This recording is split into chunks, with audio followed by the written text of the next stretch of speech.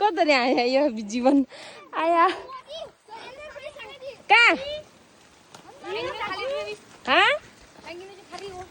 टङ्कीमा पानी छैन माथि नि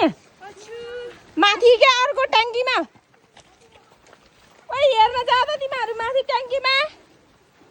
ओ आल्याउ माथि हेर्न जान